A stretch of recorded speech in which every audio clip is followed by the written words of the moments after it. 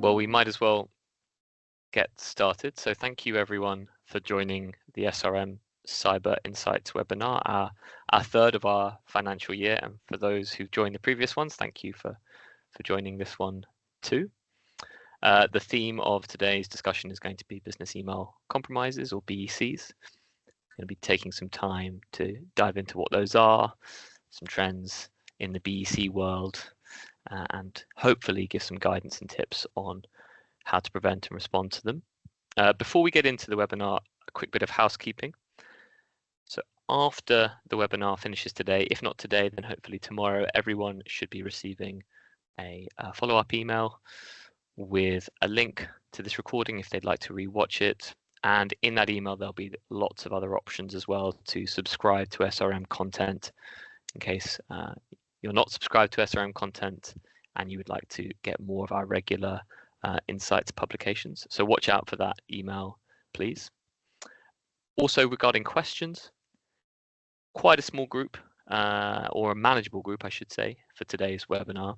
All the same though, please, if I could ask anyone as we go, if you've got questions, please put them through the Q&A chat, which you should have access to on Teams. Please write them out rather than raise your hand, if that's okay.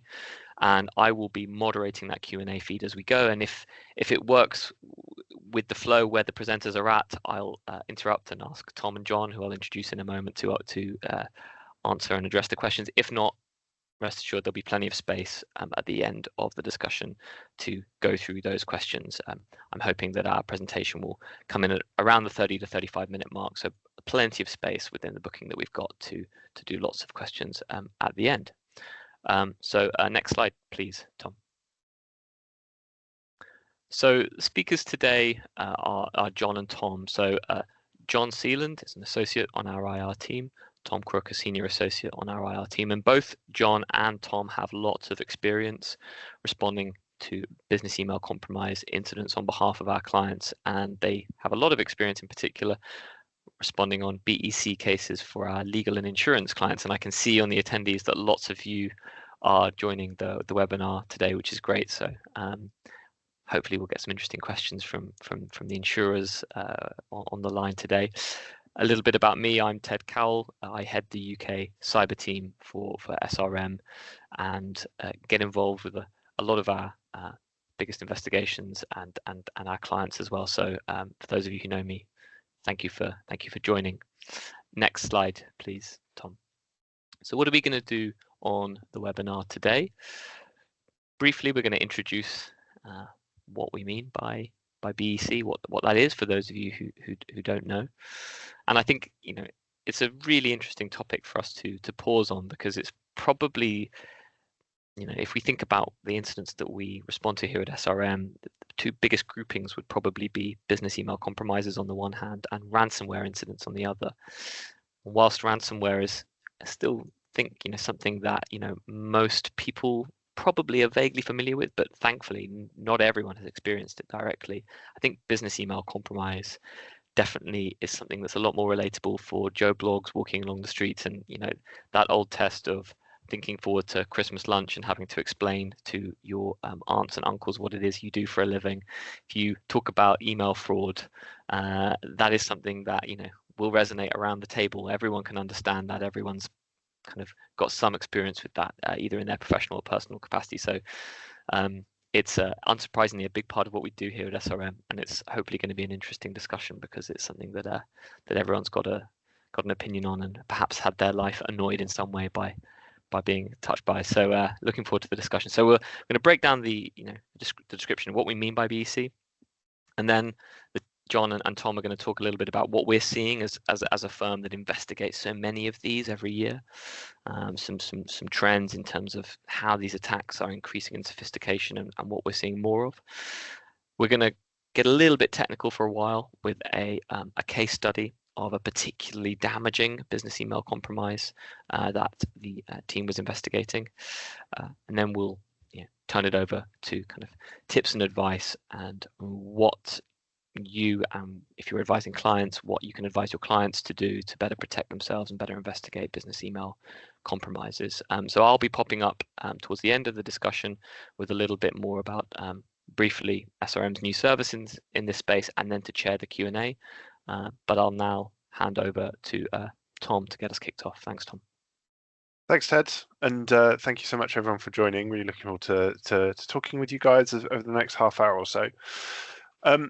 So as Ted said, I'm going to just start by going really to the very basics here. And I appreciate that this is an audience who will probably be very familiar with business email compromises and what they are, but just for the sake of good order, I think worth sort of just explaining the defining your terms. The business email compromises, or BECs, as they're often referred to, are essentially a very relatively rudimentary form of cyber attack, which involves some form of attempt to gain access to a corporate mailbox, and that is normally done through phishing.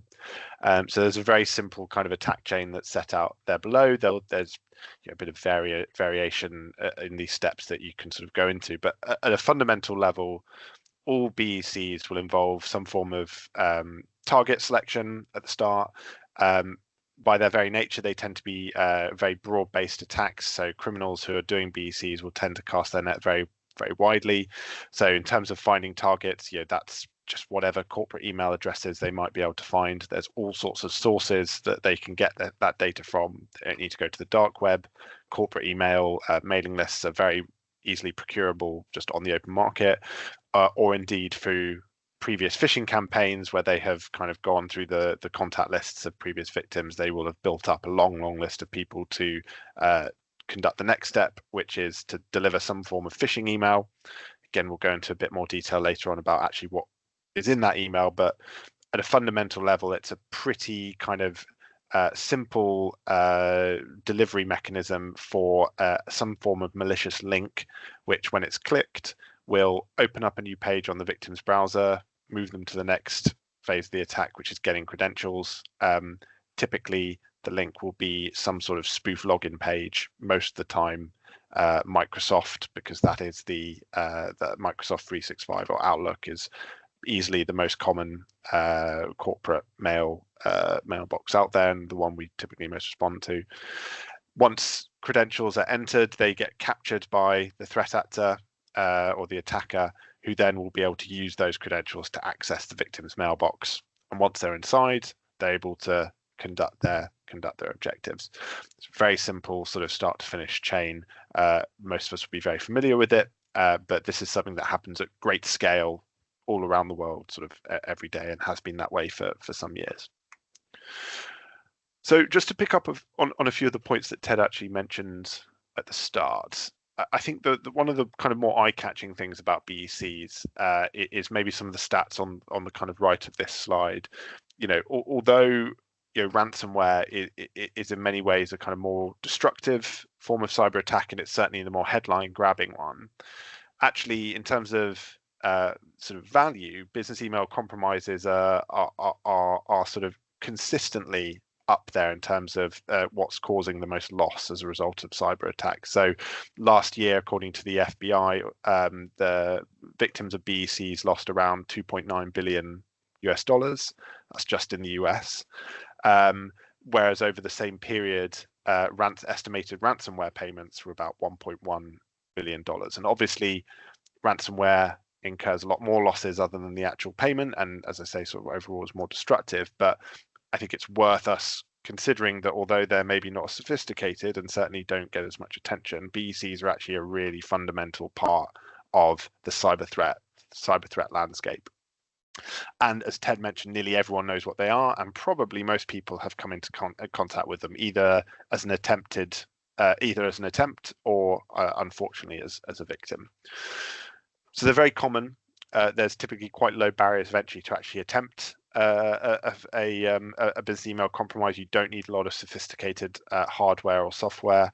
As a result, they're very high volume attacks, and although generally sort of low impact, the victims tend to not necessarily suffer a great deal of business disruption. They tend to be relatively small payments that get lost, but they can vary in sophistication, and as John's case study shows, actually they can spiral into quite a serious incident. But typically nowadays, what business email compromises tend to aim to achieve is really one of two things that we see. Either an attacker will want to gain access to a mailbox in order to propagate further phishing campaigns. So essentially, they get into a mailbox and then use that account to shoot out a whole bunch more phishing emails that, because they are coming from a legitimate email account, will be much more convincing to the recipient. So they just send out a whole bunch more phishing emails in the hope of harvesting more credentials. Or secondly, and this is typically where, obviously lawyers and insurers tend to get more involved, is that there is some sort of attempted payment diversion fraud. So that will be where a threat actor gets access to a mailbox. They dwell in there for hours, sometimes days, very occasionally longer, and they will attempt to insert themselves into conversations that they see happening in the inbox relating to some sort of transaction, and they'll try and divert a legitimate transaction into a bank account that they control. So they will try and manipulate a client, they'll try and manipulate a supplier, and try and capture the payment that was otherwise part of a legitimate transaction. I think the final thing I just want to say in terms of setting the scene here is about data exfiltration, or data loss. In a ransomware attack, stealing data and using it for leverage is an absolutely fundamental part of that attack. That is really what threat actors are after most of the time, as well as sort of encryption. Really, the big pain point for businesses in ransomware attacks is the threat of stolen data. Business email compromises are a little bit different for sort of a range of reasons. Data exfiltration is still an issue, but normally it's a byproduct of what the threat actor is doing. It is not their main objective. It's an incidental consequence almost of a lot of their activities once they're inside an inbox.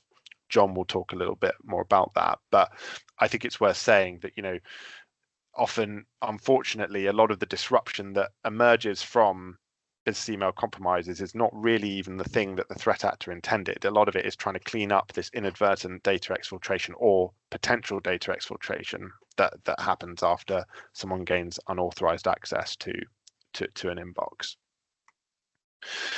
So with that, having set the scene hopefully for John and set him up nicely, I will hand over to you, John, to take us through some recent trends and your case study. Brilliant. Thank you so much, Tom. Really excited to be talking about business email compromises, a form of cyber attack which I have quite a strong passion for. So more than excited to share all of these details. So on this slide, we just put together basically some recent trends that we've seen within business email compromises. I'm going to go through each one at a high level detail. And if anyone wants to ask any further questions, as Ted mentioned, we have a chat at the end. So please do ask those questions. So one of the first and foremost, it was always thought that MFA was sort of a silver bullet to protect a Microsoft 365 account in particular.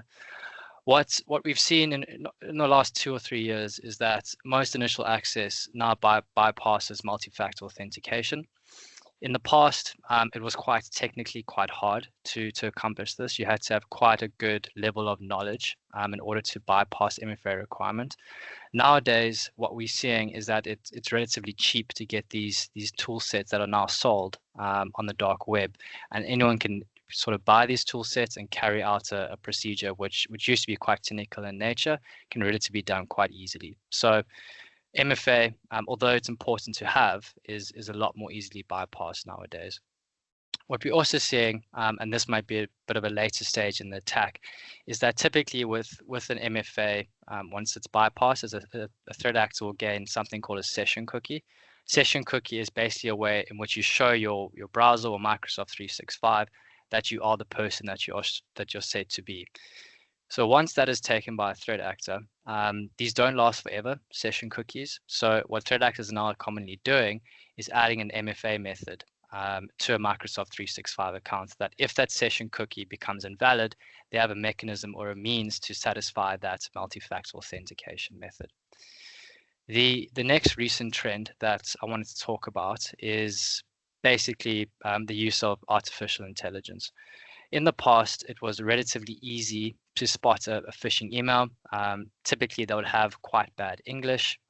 They would often be, set up in a way that it was quite easy to distinguish, okay, this is an email that doesn't look to be legitimate. What we're seeing nowadays is that threat actors are leveraging the power of artificial intelligence to create emails that are quite targeted, A, and B, quite convincing for the end user. So that's a recent trend that we've identified, specifically looking at the point of entry to victims' mailboxes. A recent trend that we've picked up as well is that there's increasingly complex phishing links to bypass spam filters.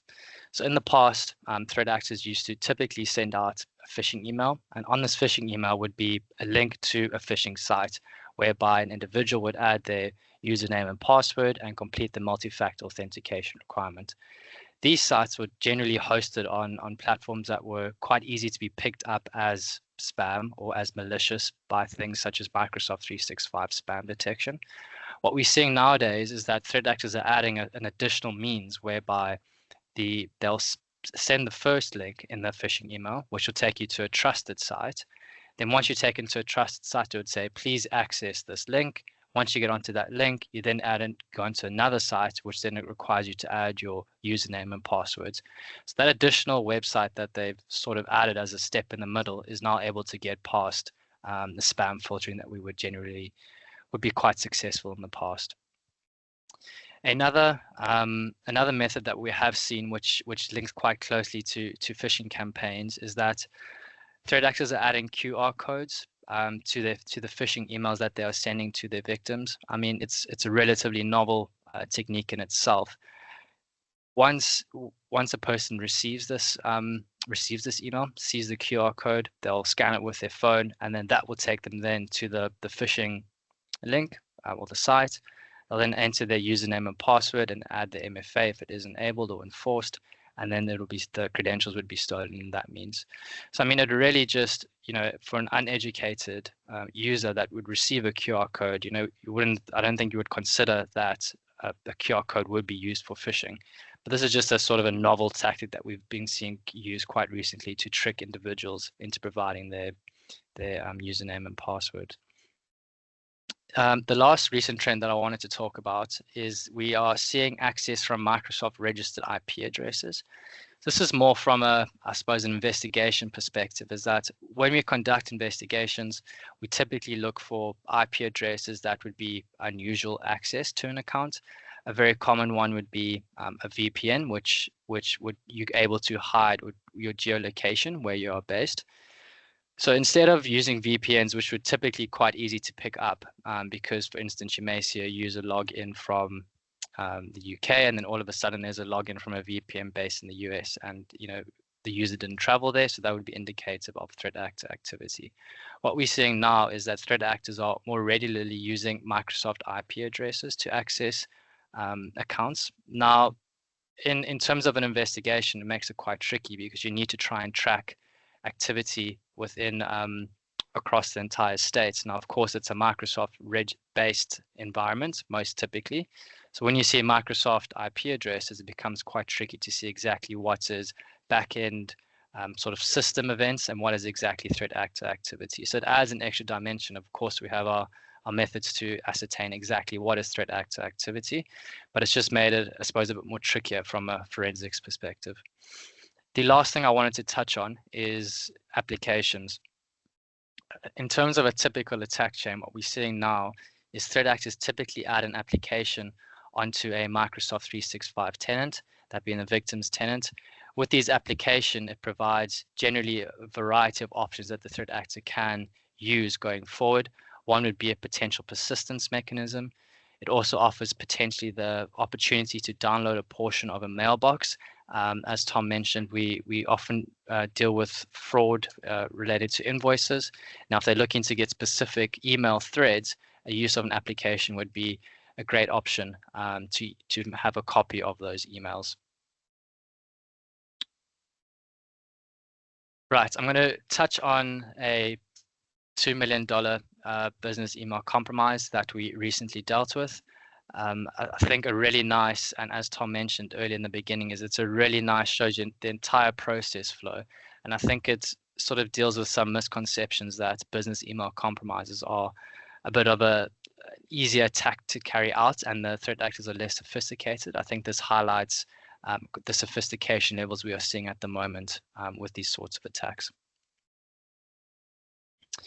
Great, so I've got basically the attack chain is broken down into 5 stages. The first being initial access. That is the threat actor gaining access to an account.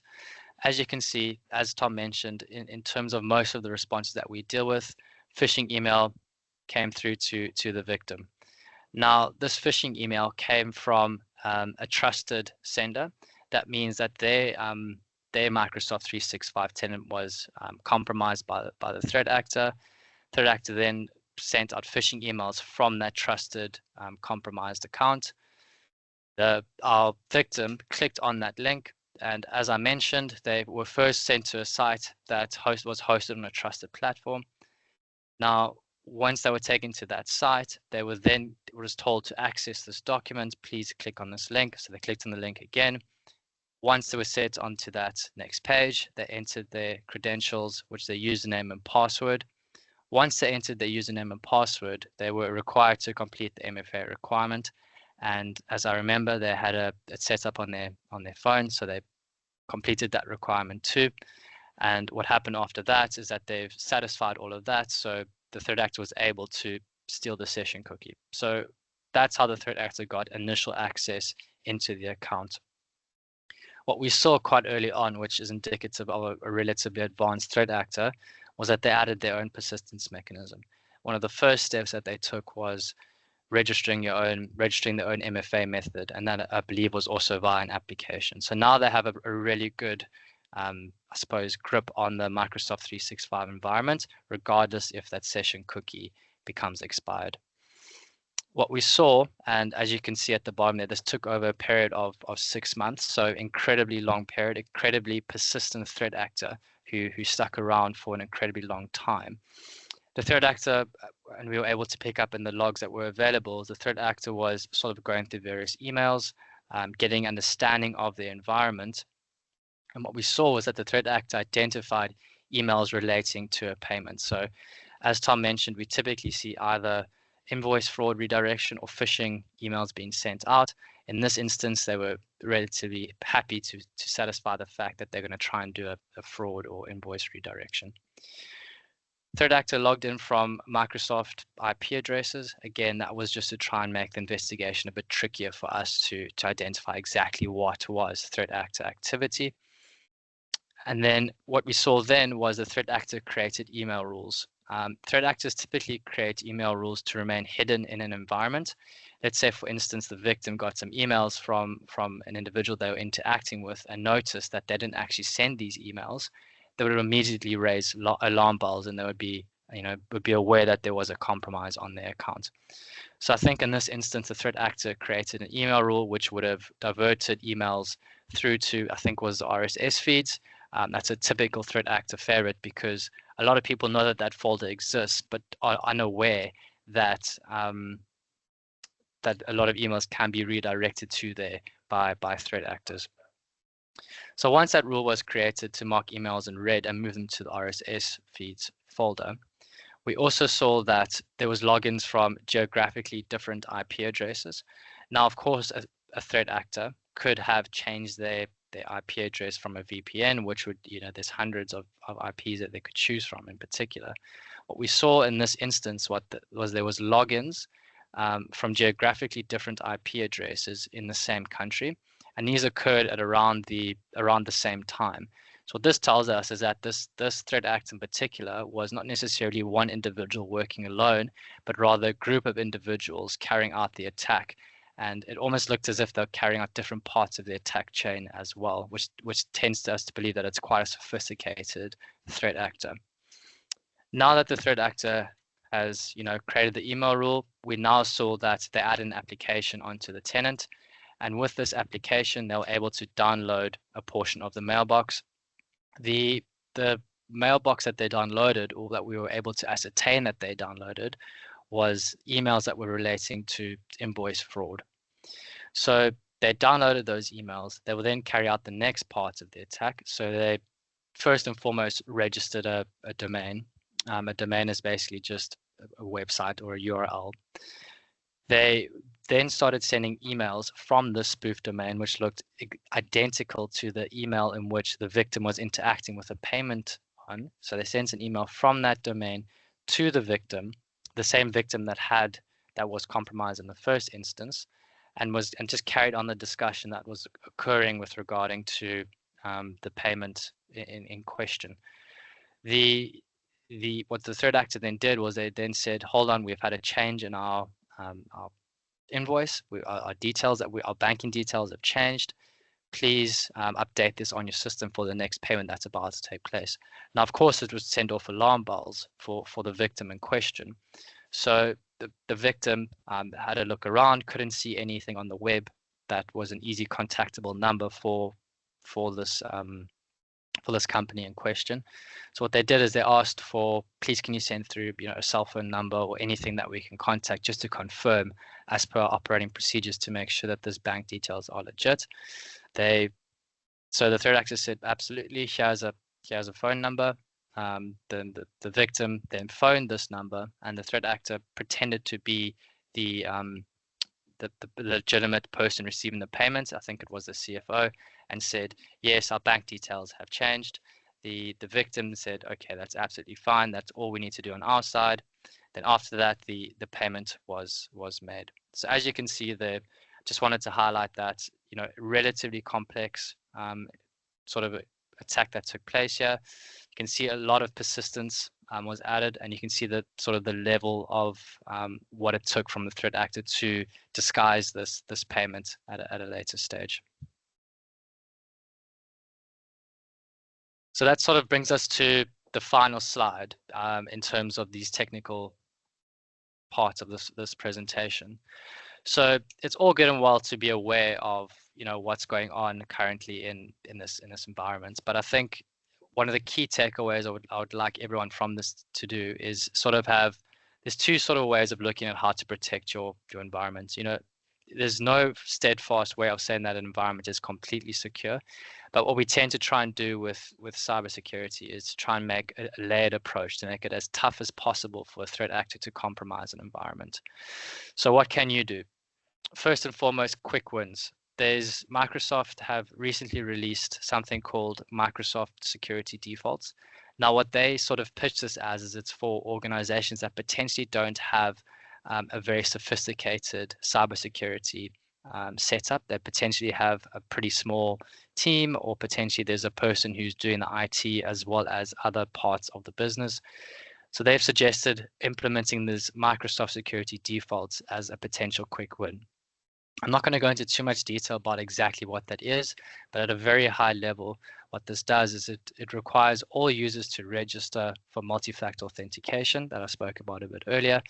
Administrators are always required to do multi-factor authentication when trying to access the tenant, and users are required to use multi-factor authentication when necessary.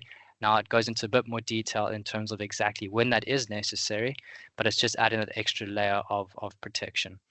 The next aspects that it does is it also blocks legacy authentication protocols, which I'm going to discuss on the manual changes in a moment. And it also protects privileged activities like accessing the Microsoft 365 tenant and various different PowerShell things if you'd like to carry those out in the background. Another quick win, which I'd like everyone to go and do after this meeting, and it's something that I do myself, is please just go and have a look at folders in which you would not expect emails to be there. Things such as RSS feeds, RSS subscriptions, potentially in your junk mail or your archive folder. Just regularly encourage users to just go through those folders. If they identify emails that are there in particular, it is potentially an alarm bell, which could be an indication of a compromise or a previous compromise, but that's just a really quick win that I think people should carry out as often as possible. In terms of the manual changes, so first and foremost, turning off legacy protocols. Legacy protocols don't allow multi-factor authentication, so it's potentially a way to get around multi-factor authentication for a threat actor if a compromise were to happen. Second one is only allowing administrators to consent to applications. We typically see on several instances that we respond to is that if a regular user is compromised and the threat actor has this user's account, they can easily add an application. By making sure that it's only administrators who can approve applications, it removes potentially that from happening. Of course, if the administrator account is compromised, it'll further create a bit more tricky situation, but this just gives you a bit more protection, as I mentioned, multi-layered approach. Third one is the enabling of the unified audit logs. It's probably one of your heart sort of sinks as an investigator if you go into a Microsoft 365 tenant and unified audit logs are not enabled. What they are is it's just a record of all user activity across the entire Microsoft 365 estate, across usually around 180 days. So as an investigator, that is the first thing we look for, is to ensure that those are enabled, because it gives us just a view of exactly what took place in an environment. Number 4 would be user awareness or training. It's the cliche thing, the user's knowledge can prevent a cyber attack in certain instances. What we really encourage is that instead of having sort of the out-the-box phishing training that used to take place, we suggest rather having a lot more specific and complex phishing emails are sent out to potentially internally to just see, in terms from a training perspective, who clicks on the link, and provide further training based off of that. Just telling people to be aware of some of the quick wins that I mentioned. So just having that internal phishing test to see potentially, who is susceptible to fall victim to this sort of attack. Lastly, in terms of the manual changes, would be enforcing MFA. Typically, when we sometimes get brought into an environment, there's 2 types of MFA when it's on the tenant itself. You get enabled, which is when users have the option to use MFA, but if they don't want to use it, they don't have to. And then you have enforced. Enforced refers to when, if a user wants to access a tenant, they have to meet the multi-factor authentication requirement. We encourage enforcing MFA across all end users and not only being enabled.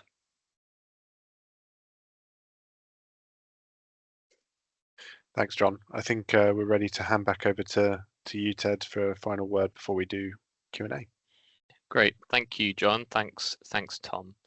Just before I briefly cover the contents on this slide, just wanted to bring out a couple of, reinforce a couple of points that both Tom and John have made. First is with regards the way in which AI is enabling kind of economies of scale with regards convincing phishing emails, and that is something that we're seeing on the front line. And indeed, one of the latest pieces of kind of presentational material that we've developed at SRM is we've built a kind of a bad actor, AI enabled threat actor who basically delivers vishing, i.e., voicemail generated kind of phishing attempts, and we recorded a great demo just this morning with that AI threat actor trying to, unsuccessfully I should add, vish our CEO Herrick von Gunning. So that's definitely a force multiplier, and we're seeing it. We're seeing that on the kind of the front line. Secondly, just to I guess preempt one of the questions which I've seen come in, which is about sectors. As the first point on this slide says, over 100 BECs we've responded to over the last 12 months. We are incredibly busy with these kinds of investigations as a team, and I would say a good 20-30% of those BECs have been chartered accountants, surveyors, regional law firms across the UK, kind of business to business transactions where there are not inconsiderable sums of money, transactions being spoken about between clients and customers, and our client who's delivering the services. It's ripe for that kind of fraud, unfortunately. So briefly, before we pick up some more questions, I just wanted to touch on kind of what what we at SRM are doing in response to this high caseload, high workload of BECs. As I mentioned, we're very, very busy with this on email. Business email compromises. Probably on average 2 or 3 of these cases come into us a week. Most, it should be said, through our insurance relationships, whereby SRM provides services to leading insurers all around the world, and policyholders who unfortunately fall victim to a BEC will often trigger their insurance coverage, and they'll bring someone like an SRM on the scene to investigate and make sure that email mailbox is no longer vulnerable. But there's huge volume there, and in response to that, we've worked hard to try and invest in the processes and the technology that we use in responding to these BEC matters. In short, the result is 2 key platforms. One being a proprietary platform called Polus, into which, if you like, we've poured all of our intellectual property and all of the brains of people like John and Tom to try and digitalize our playbooks for asking all the right questions, putting out all the right advice about legacy protocols or whatever it might be, so that all of the right questions and only best-in-class advice can be given off the bat on that first call with an affected client. And then secondly, a tool called Clio, which, if you like, automates a lot of the collection and forensic analysis needed to find out which emails have been sent out by a threat actor, how that threat actor got in the first place. It greatly reduces the time span for the investigation that we routinely run for these BEC matters, and the result is, much to the delight of our insurance and legal clients in particular, who know about all this offering now and have come back to us with lots of great feedback. It means that they can be done a lot quicker and for a fixed fee. So, insert disclaimer here: if you want to know more about that, please don't hesitate to reach out on the website. We'd love to speak to you despite the circumstances. So with that, why don't we move to a couple of questions? So I can see 3 or 4 there.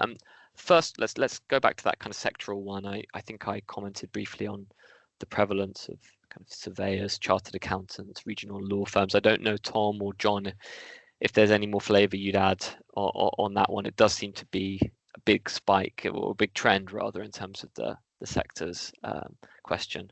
Anything from either of you on that one?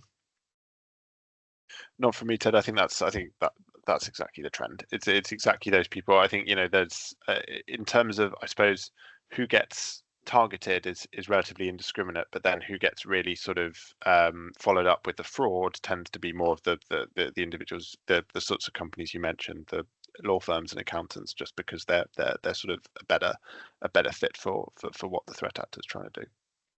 Yeah. Absolutely. Yeah, I think that's a good distinction, isn't it, in terms of the kind of blanket spray of finding victims, but as you say, the ones that make viable victims perhaps predominate in that sector, or are certainly well represented in that sector. One, perhaps, I don't know, John, for you, a question here: if you've been impacted, what's the best urgent remediation action you can take, sort of off the bat, as it were? Great question. I think immediate containment advice that we always give organizations once they are aware that they have been compromised. First step is to change all users' passwords. You may have only identified that potentially one user has been compromised, i.e. from an invoice fraud, etc. So we recommend changing all users' passwords, just removing that access that the threat actor may have. We also see that typically, I think in most recent times, we've seen more than one account being compromised. So what we suggest is changing all users' passwords, and then as well as that would be refreshing all session tokens that you have. So once you have changed all users' passwords and you've refreshed session tokens, that should, I'd say 90% of all responses that we work with, that should reduce or remove the threat actor from your environment. Once you've taken out those 2 steps to try and potentially kick the threat actor out, what we would then recommend is conducting a forensic investigation, either by ourselves, in which you can then go and look for further persistence mechanisms that may have been put in place by a threat actor, things such as applications, and you can or multi-factor authentication methods that may have been added. And you just go and remove those to ensure that that the tenant is 100% safe for future use. Great, thank you, John. We've got another one, a few questions coming in now. One from Pavan, hello Pavan. I hope you don't mind me outing you. Good question here. Can you outline how a BEC could potentially evolve into a ransomware event, and would the attack chain be similar? Tom? Yeah, really interesting. Thanks, Pavan. So, I think for the most part, they tend to be quite distinct, right? Because a Microsoft 365 environment, by its nature, sits in the cloud, and it sits architecturally separate to the rest of a corporate network. So when you have a ransomware attack, the stuff that's getting hit is the stuff that are the servers and the workstations that a company themselves manages sort of day to day. Typically, some of that might be in the cloud, but they will have some sort of direct control over it. Microsoft 365, the Microsoft 365 environment is all Microsoft's own system. So you don't tend to see too much overlap between a kind of BEC case, which is targeting that one environment, and then something that like ransomware that targets the rest of a corporate network. That said, at the start of an attack chain for BECs, where you've got finding targets and particularly delivering phishing, there's lots of scope for there to be a little bit of intermingling, because what you do see in ransomware events, and actually interestingly, I think we've seen it a little bit more in the last few months, is phishing actually being quite an important initial access vector.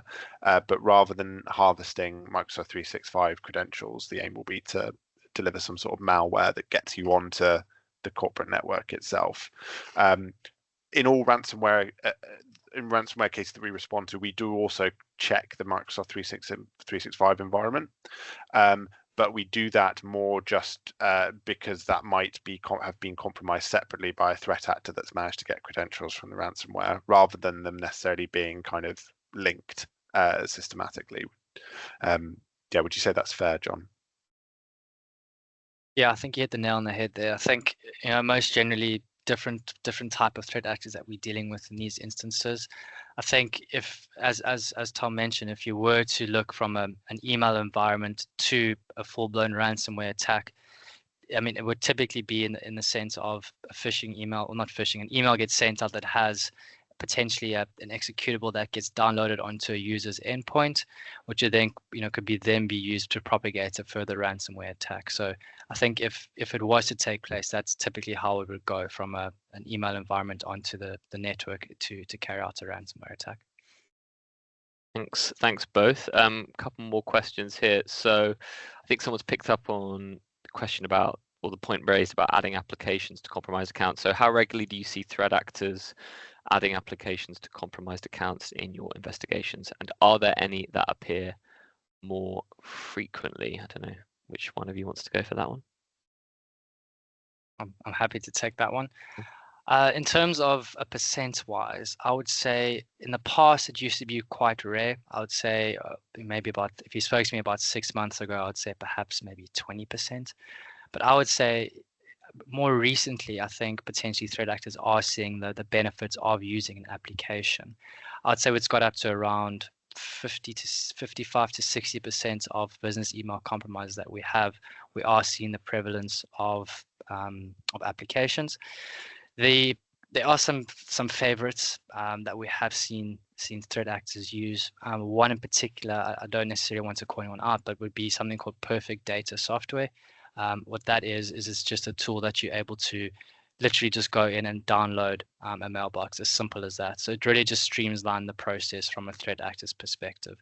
We are seeing various tools, and there's, I mean, a quick Google of them would be quite easy to pick up on various other tools that do a very similar approach. But that would just be one name in particular that I have seen being used quite regularly. I think sorry, Ted, just on the point, since John brought it up around using an application just to download a mailbox, I said at the start, data exfiltration, or stealing the data in that way can often be sort of an incidental byproduct. I suppose what I mean by that is that and correct me if I'm wrong, John, but in nearly all cases, a threat actor is wanting the benefits for a threat actor of just taking a copy of the mailbox and downloading it isn't so that they can use it to blackmail the victim, right, and get a ransom or kind of use that data for extortion. It's so they basically have some sort of permanent access to that data, so that even if their access to the mailbox is revoked, they can still use the kind of email threads, they can use the data that they've got to try and still continue the fraud beyond the length of time they have live access to the mailbox, as it were. So in John's case study, they actually set up a spoof domain that was designed to look very much like, the company, but was sort of subtly different. And they used the information that they downloaded from the mailbox to kind of tailor that sort of offline fraud, as it were, after they'd lost access to the mailbox. Thank you both. I think probably we've got one question remaining, one outstanding that's come through, and that is asking about the number of BECs we respond to that have invoice fraud. I think kind of what proportion that we know of have invoice fraud as a component part of that incident, and what's the usual payment, what's the usual amount. I don't know if either of you want to handle that. I'll be happy to pick up on that one. So I'd say ballpark figure, I'd say roughly around 30% of BECs that we respond to have an attempted invoice fraud, that being that the threat actor tries to get a payment diverted to their bank account. From my experience, I'd say what I've seen is around 5% of that 30% are successful. Typically, we do see sometimes that people pick up that this invoice has been changed, and that's what alludes them to the fact that there is a threat actor on the system. So I'd say around 5% of that 30% are successful.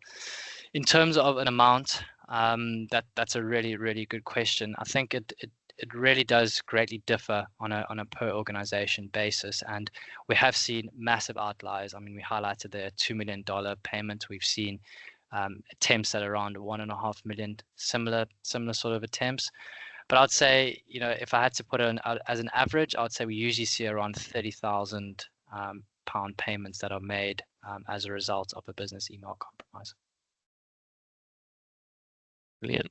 Well, thank you for that, John. I'm sure everyone is going to be scrutinizing emails they receive, hopefully, at least for the rest of today, very, very carefully. And I don't think there are any more questions that have come in, so thank you for everyone who did ask questions, and thank you everyone for joining.